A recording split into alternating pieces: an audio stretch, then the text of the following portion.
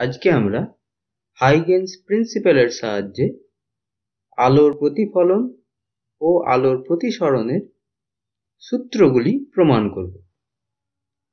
তো প্রথমে আমরা নতুন তরঙ্গমুখ কিভাবে আঁকতে হয় সেই সম্বন্ধে জানব। ধরো কোনো সমসত্ব মাধ্যমের মধ্যে দিয়ে সমান্তরাল আলোক রশ্মি যাচ্ছে, তাহলে কোনো এক মুহূর্তে আমরা যদি এই সমান্তরাল আলোক রশ্মির তরঙ্গমুখ দেখি, তাহলে এই সমান্তরাল আলোক রশ্মির তরঙ্গমুখ হবে সমতল তরঙ্গমুখ, এবং এই সমতল তরঙ্গমুখটি আলোক রশ্মির সঙ্গে লম্বভাবে অবস্থিত। এখানে আলোক রশ্মিগুলি স্ক্রিনের সঙ্গে বা স্ক্রিনের তলে অবস্থিত এবং তরঙ্গমুখটি স্ক্রিনের সঙ্গে লম্বভাবে অবস্থিত সমতল তরঙ্গমুখ। এখন আমরা চাইছি যে এর পরবর্তীতে টি সময় পরে তরঙ্গমুখটি কেমন হবে। তাহলে হাইগেন্স প্রিন্সিপাল অনুসারে আমরা জানি যে এই তরঙ্গমুখের প্রতিটি বিন্দু হচ্ছে গৌণ উৎস হিসাবে কাজ করবে এবং গৌণ উৎস থেকে অনুতরঙ্গ নির্গত হবে, এবং তরঙ্গমুখ সবসময় সামনের দিকেই থাকবে, পেছনের দিকে কোনো রকমের তরঙ্গমুখ থাকবে না। তাহলে টি সময় পরে প্রতিটি রশ্মি সমান বেগে একই দূরত্ব অতিক্রম করবে। যদি ভি বেগে যায়, যেহেতু একই মাধ্যমে আছে, তাহলে প্রতিটি রশ্মি ভিটি পরিমাণ যাবে। তাহলে ভিটি পরিমাণ যাবার পর আমরা প্রতিটি রশ্মির সামনে বৃত্তচাপ অঙ্কন করব এবং সেই বৃত্তচাপগুলি স্পর্শগুলিকে যুক্ত করব। তাহলেই টি সময় পরে এটি হলো আমাদের নতুন তরঙ্গমুখ এবং সেটিও সমতল হবে। আবার বিন্দু উৎসের ক্ষেত্রে যদি দেখি, তাহলে চারিদিকে আলো ছড়িয়ে পড়ে এবং তরঙ্গমুখটা হয় গোলীয় তরঙ্গমুখ। এক্ষেত্রেও যদি গতিবেগ ভি হয় আলোর, তাহলে এই গৌণ উৎস থেকে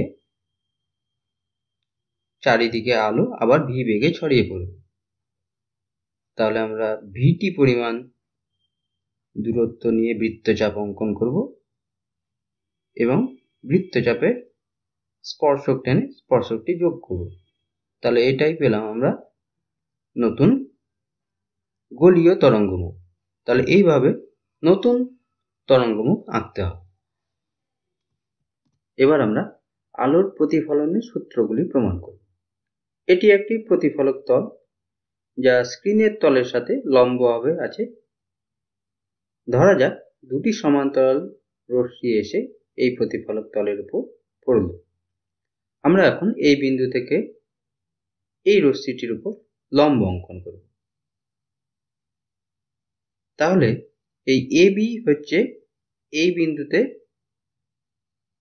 আপতিত তরঙ্গমুখ, কারণ এখানে আপতিত রশ্মি এবং এবির মধ্যবর্তী কোণ হচ্ছে 90 ডিগ্রি। তোমরা জানো যে রশ্মি এবং তরঙ্গমুখের মধ্যবর্তী কোণ হচ্ছে 90 ডিগ্রি। তাহলে আমরা এখান থেকে বলতে পারি যে এই স্থানে এবি হচ্ছে আপতিত তরঙ্গমুখ। তাহলে হাইগেন্স নীতি অনুসারে এবির উপর থাকা সমস্ত বিন্দুই হচ্ছে গৌণ উৎস, এবং এই গৌণ উৎস থেকে অনুতরঙ্গ চারিদিকে সমান বেগে ছড়িয়ে পড়বে। এখন যদি আমরা ধরি যে আলোর বেগ বা আলোক তরঙ্গের বেগ ভি এবং টি সময়ে এই বি বিন্দু থেকে অনুতরঙ্গগুলি এই দূরত্ব পর্যন্ত পৌঁছালো, তাহলে এই দূরত্বটি হবে ভিটি। একই রকম ভাবে এই এ বিন্দু থেকেও আলোক তরঙ্গ চারিদিকে ছড়িয়ে পড়বে ভি বেগে এবং টি সময়ে সমান পরিমাণ দূরত্ব অতিক্রম করবে, অর্থাৎ ভিটি পরিমাণ দূরত্ব অতিক্রম করবে। আমরা এখানে বৃত্তচাপ অঙ্কন করব এবং এই বিন্দু থেকে স্পর্শক অঙ্কন করব। তাহলে এই সিডি হলো প্রতিফলিত তরঙ্গমুখ এবং এই প্রতিফলিত তরঙ্গমুখের সাথে লম্বভাবে যদি রশ্মি অঙ্কন করি তাহলে এগুলি হবে প্রতিফলিত রশ্মি।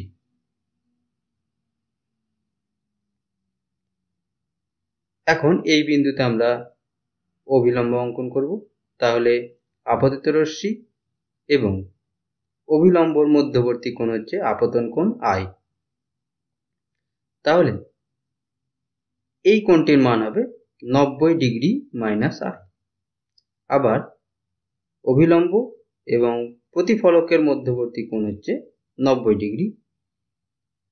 তাহলে এই যে এই কোণটা থাকছে তাহলে এই কোণটার মান হবে 90 ডিগ্রি থেকে আবার 90 ডিগ্রি মাইনাস আই পরিমাণ কোণ বাদ দিতে হবে। তাহলে থাকবে আই, অর্থাৎ আপতন কোণের সঙ্গে সমান।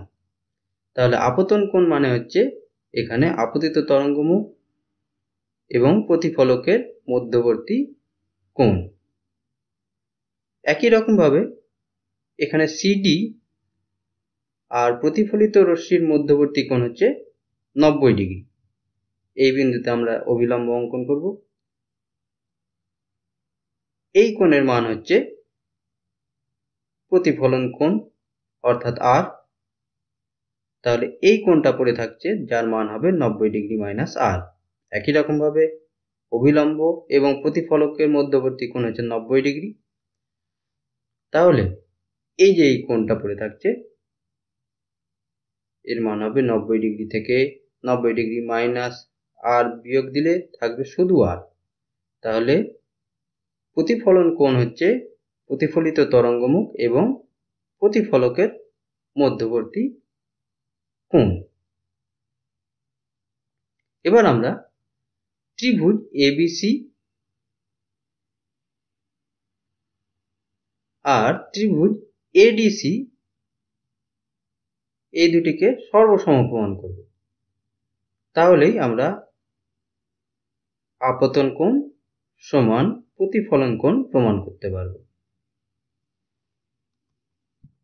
তাহলে ত্রিভুজ এবিসি এবং ত্রিভুজ এসিডি এর এই বি কোণ আর ডি কোণ হচ্ছে 90 ডিগ্রি, কারণ এখানে লম্ব অঙ্কন করা হয়েছিল। তাহলে এই রশ্মিটির সঙ্গে 90 ডিগ্রি কোণ উৎপন্ন করবে। তাহলে এই বি কোণের মান হবে 90 ডিগ্রি। আবার এই তরঙ্গমুখের সাথে রশ্মিগুলি 90 ডিগ্রি কোণ করেছে, তাহলে এই কোণের মানও 90 ডিগ্রি হবে। তাহলে এখান থেকে আমরা বলতে পারি কোণ এবিসি সমান কোণ এডিসি সমান হচ্ছে 90 ডিগ্রি। আবার বিসি সমান ভিটি এবং এডি সমানও ভিটি, কারণ বি বিন্দু থেকে সি বিন্দুতে আলোক তরঙ্গ টি সময়ে ভি বেগে গতিশীল। তাহলে এই দূরত্বটি মান হবে ভিটি। একই সময়ে ওই আলোক তরঙ্গ ভি বেগে গতিশীল, তাহলে এডির মানও হবে ভিটির সঙ্গে সমান। তাহলে এখানে বিসি সমান এডি সমান ভিটি আর এসি সাধারণ বাহু। তাহলে ত্রিভুজ এবিসি সর্বসম ত্রিভুজ এসিডি। তাহলে এখান থেকে আমরা বলতে পারি কোণ বিএসি অর্থাৎ এই কোণটা আর কোণ ডিসিএ বা এসিডি অর্থাৎ এই কোণটি সমান। তাহলে এই কোণ দুটির মান হচ্ছে একটি হচ্ছে আপতন কোণ আর একটি হচ্ছে প্রতিফলন কোণ, অর্থাৎ আপতন কোণ সমান প্রতিফলন কোণ। এবার দেখো আপতিত তরঙ্গমুখ, প্রতিফলক এবং প্রতিফলিত তরঙ্গমুখ সবই স্ক্রিনের তলের সাথে লম্বভাবে অবস্থিত।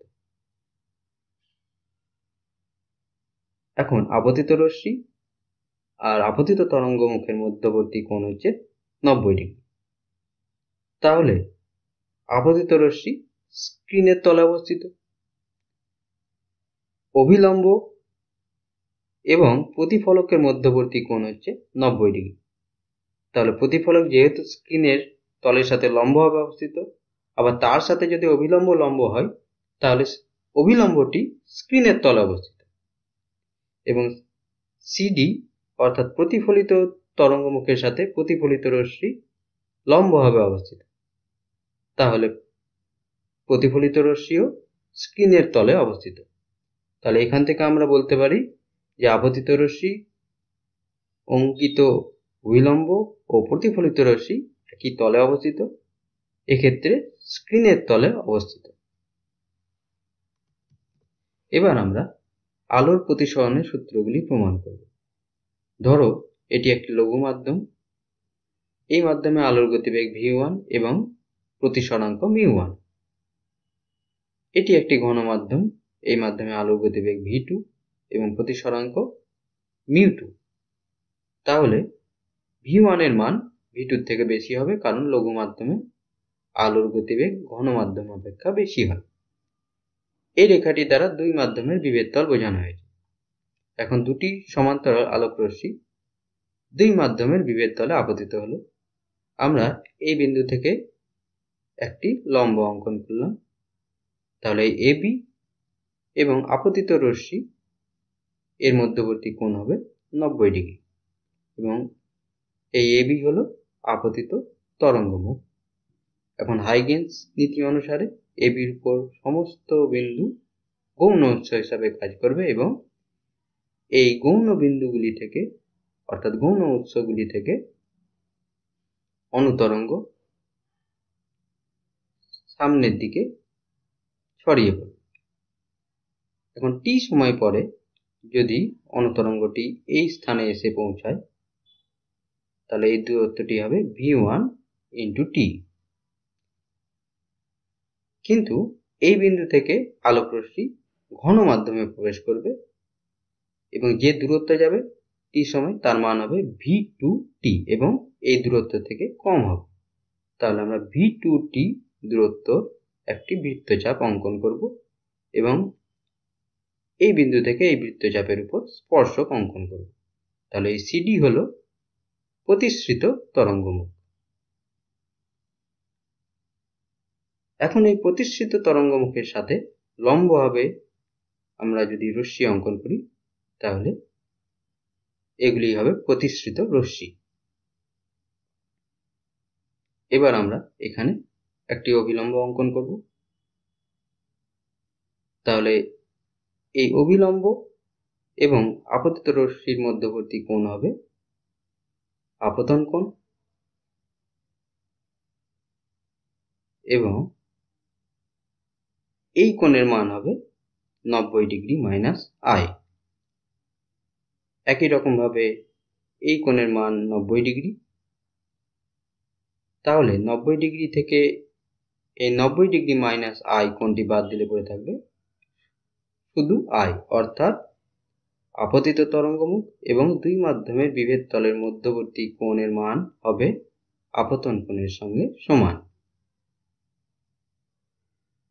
একই রকম ভাবে এই কোণের মান হচ্ছে প্রতিসরণ কোণের সঙ্গে সমান, যেটাকে আমরা R দিয়ে সূচিত করেছি। তাহলে এই কোণটার মান 90 ডিগ্রি, তাহলে বাকি থাকছে এই কোণটা 90 ডিগ্রি মাইনাস R। তাহলে এই ত্রিভুজটির একটি কোণ হচ্ছে 90 ডিগ্রি মাইনাস R, এই কোণটা হচ্ছে 90 ডিগ্রি, কারণ আমরা লম্ব অঙ্কন করে রশ্মিগুলি এঁকেছি। তাহলে বাকি কোণটি হবে, এই কোণটির মান হবে R এর সঙ্গে সমান, কারণ ত্রিভুজের তিনটি কোণের সমষ্টি হচ্ছে 180 ডিগ্রি। তাহলে একটি যদি 90 ডিগ্রি মাইনাস R হয় আর একটি যদি 90 ডিগ্রি হয়, তাহলে আরেকটি হবে R। এখন আমরা প্রথমে স্নেলস ল প্রমাণ করব। তাহলে প্রথমে এই ABC ত্রিভুজ থেকে sin I এর মান বের করব। তাহলে ত্রিভুজ ABC এর এই কোণটি হচ্ছে 90 ডিগ্রি এবং এই কোণটি হচ্ছে I। তাহলে এটি 90 ডিগ্রি, sin I সমান হবে v1t বাই AC। এটার মান হবে v1t এর সঙ্গে সমান। তাহলে sin I হচ্ছে লম্ব বাই অতিভুজ, তাহলে এখানে v1t বা BC হচ্ছে লম্ব, যার মান হচ্ছে V1t এর সঙ্গে সমান, আর AC হচ্ছে অতিভুজ। এবার ত্রিভুজ ADC থেকে আমরা D কোণটি এখানে পাবো 90 ডিগ্রি, অর্থাৎ এই যে কোণটা ছিল সেই কোণটি হচ্ছে 90 ডিগ্রি, এই কোণটি R, তাহলে এখানে C কোণটি R, তাহলে আমরা sin R সমান বের করব। তাহলে sin R সমান হবে V2t বাই AC। তাহলে R এর বিপরীত কোণ হচ্ছে লম্ব এবং এই কোণটি হচ্ছে অতিভুজ, তাহলে sin R সমান V2t বাই AC। তাহলে sin I by sin R সমান আসবে V1 বাই V2। এটাকে আমরা লিখতে পারি C বাই V2 গুণিত V1 বাই C। C হচ্ছে শূন্য মাধ্যমে আলোর গতিবেগ, এটাকে আমরা লিখি μ2 এবং এটাকে আমরা লিখব 1 বাই μ1 সমান μ2 বাই μ1, এটা সমান কনস্ট্যান্ট। এটি হচ্ছে বিজ্ঞানী স্নেলসের সূত্র। এখানে আপতিত তরঙ্গ মুখ স্ক্রিনের তলের সাথে লম্বভাবে অবস্থিত, দুই মাধ্যমের বিভেদ তল স্ক্রিনের তলের সাথে লম্বভাবে অবস্থিত এবং প্রতিসৃত তরঙ্গ মুখ সেটিও স্ক্রিনের তলের সাথে লম্বভাবে অবস্থিত। তাহলে আবার আপতিত তরঙ্গ মুখ এবং আপতিত রশ্মির মধ্যবর্তী কোণ হচ্ছে 90 ডিগ্রি। তাহলে আমরা এখান থেকে বলতে পারি যে আপতিত রশ্মি স্ক্রিনের তলে অবস্থিত, বিভেদ তল অভিলম্বর সাথে লম্বভাবে অবস্থিত, তাহলে অভিলম্ব স্ক্রিনের তলে অবস্থিত এবং প্রতিসৃত রশ্মি আর প্রতিসৃত তরঙ্গমুখের মধ্যবর্তী কোণ হচ্ছে 90 ডিগ্রি। তাহলে প্রতিসৃত রশ্মিও স্ক্রিনের তলে অবস্থিত। তাহলে এখান থেকে আমরা বলতে পারি যে আপতিত রশ্মি এবং দুই মাধ্যমের বিভেদ তলে অঙ্কিত অভিলম্ব এবং প্রতিসৃত রশ্মি একই তলে অবস্থিত, অর্থাৎ স্ক্রিনের তলে অবস্থিত।